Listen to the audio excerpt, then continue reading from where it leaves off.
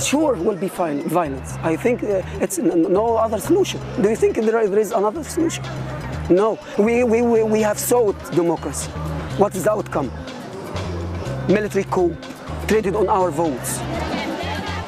They had a faux democracy in Egypt. Now they've got a full-on military coup. Some great columns coming out of our colleagues here at Sun News on the issue of Egypt. Drop by liliespad.ca. You can see some of them up already, including John Robson and Michael Coren, who joins us now to talk about what is happening in the region. And Michael, we try and talk to you every Monday, and I thought today it's got to be Egypt because people forget that you've traveled the area, you've worked in the area, you know the area. Give us your thumbnail take on what's happened over the last 4 or 5 days, from the military coup to today, more than 50 dead in fighting. Yeah.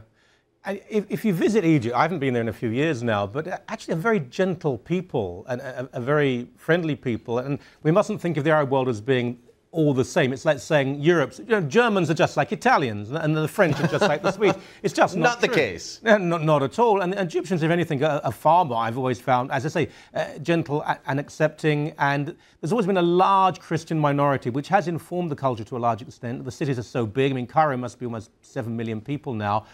But this doesn't surprise me. The essence of Arab society is, and I don't mean this in a pejorative sense, but it's the mob. It's not the individual, it's the mob. Groups of people. Even though Cairo is not so large, it's not very, in terms of population, it's not geographically large. So it's a number of people living so closely together. You're never dealing with one person. It's 5 people, 20 people, 30 people. And you've seen what has happened very quickly and this is quite surprising, in a society that all the Muslims are Sunni. I don't think I've ever met a Shia Muslim in Egypt, unlike most Arab countries. But within the Sunni Muslim population, there are so many divisions. They're all Muslim. Don't think of this as secular liberal and Muslim brotherhood. Of the 20-odd million people who were protesting against Morsi, these weren't people wondering, is there a God or not? They were hardline Muslims, most of them, but they don't believe in a brotherhood government. Not so much because of their theology, but because they couldn't get bread to give to their family, because there was no... This is about economics in a large... It's about really democracy, but at the core of it, it's bread and butter issues. It really people is. Will put up with an awful lot until they can't eat.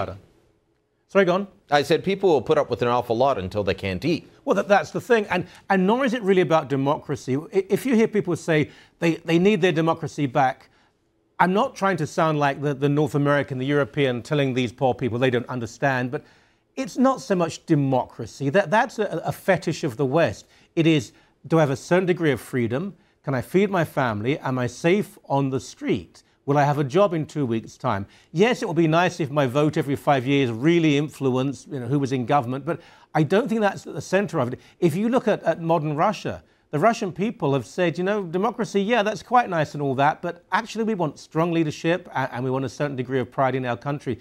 If you give the Egyptian people a certain growth in the economy, employment, restored tourism, that's going to be crucial. The military ruling indirectly, vicariously will be tolerated. Tourism, and here's my fear, though. You said the military ruling indirectly. Yeah. They're in charge now. The pro-Morsi forces came out Monday morning. They started a prayer service outside of some barracks. That resulted in the fighting. It was 51 dead. Early this morning was the headline. Yeah. That's on top of the dozens dead in fighting over the weekend. It becomes very easy when you're dealing with mobs for someone to harness that mob. And, fine, they decided Morsi couldn't do it for them. Let's try the Salafists. Let's try somebody else. This will not be a democracy that we would recognize. This will not be a flourishing Paris on the Nile anytime soon. No, and you mentioned quite rightly the Salafist groups. They receive more than 20% of the vote. The alternative to the 51, 52% vote for the Muslim Brotherhood, it wasn't the NDP. Well, actually, there is an NDP in Egypt, but it's a different party. It wasn't a secular party. People just more hardline, if anything. By the way, the firing on the peaceful Muslims at prayer, look, I don't know. I've spoken to people today in Egypt. They don't know either. The Muslim Brotherhood lie a lot. The army lies a lot. We have no idea what happened. It may well have been... I don't take any side at their face value, but here I believe is some of the footage that we've got of armed people walking through the streets. We had people throwing others off rooftops. Yep. over the weekend. This is some brutal stuff going on there. Oh, standard Hamas policy, throwing people off of roofs. And again, don't think about Israel and the Jews or the Americans. This is Sunni Muslim throwing other Sunni Muslims off of the roof, and then when they're on the ground lying there with a broken spine, beating them to death. Hamas did this to Fatah when you had the war taking place in the Palestinian territories. And don't think that this is just an aberration. Tragically, this will be replicated. You will see more of this.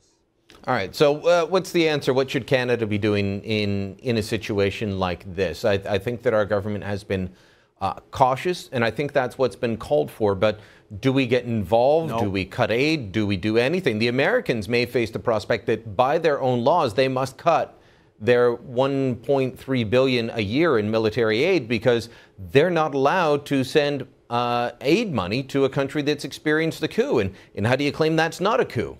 Well, the first part of the question, what do we do? Nothing. I don't think we cut aid, but we don't do anything aggressively. We don't intervene. We don't take sides. So, I mean, we were very good on Syria. The Brits and the Americans wanted to get involved in Syria. Thank goodness this government said, no, we're not going to do that. Egypt it's a more difficult proposition in a way. I think the Americans will continue their aid because you will have a high-level delegation of very civilized Egyptian politicians, not from the military, who will say, it's not the military in power, we're ruling now. It'll be a bit of a lie, but everyone can turn a blind eye to the lie. The vast bulk of that money goes to the Egyptian military. The Egyptian military run most of the economy. To function in Egypt, you have to know a lot of senior officers, not the conscripts, not the sergeants and the corporals, but the guys above the rank of colonel. They're running things. Once you cross, if you cross into Egypt from Israel, for example, in the southern end of Israel, at Eilat, you'll be stunned immediately by how many soldiers there are doing nothing with their time, just sitting there, doing nothing because they're simply employed to be employed to be employed. This is where American taxpayers' dollars are going, by the way. All right. Well, it may, if they cut it off, it could cut off any influence that they have in the region. So exactly. That might be why Obama tries to skirt his own law, but we'll keep an eye on it. Michael, good talking to you as always. Share your thoughts on what's going on in the Middle East. Facebook. You'll find the columns I mentioned earlier posted there. Let us know what you think. More to come.